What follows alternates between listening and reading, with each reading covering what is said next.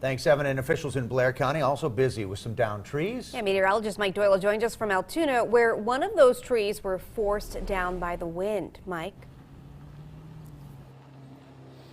Yeah, that's right. I'm at the intersection of Milton Avenue and Coleridge here in Altoona, and I'm down. I'm standing right next to this pine tree that has fallen. And when one of the wind events like this, usually these pine trees are the ones that fall first. And why? Well, it's because of how shallow the root system is. You can see they don't really go that deep. You're looking at a hole there, maybe 2 to 3 feet deep at max. And when you get really strong winds, where we saw yesterday evening, last night and also today, we're seeing wind gusts 50, 60, 65 miles per hour. You get that strong wind gust, and these pine trees, again, with these shallow roots, it's a good chance they will fall over again. And this one here, quite big. I'm not too sure. I probably put it over 100 feet, but did fall into the intersection behind me of, again, Milton Avenue and Coleridge here in Altoona.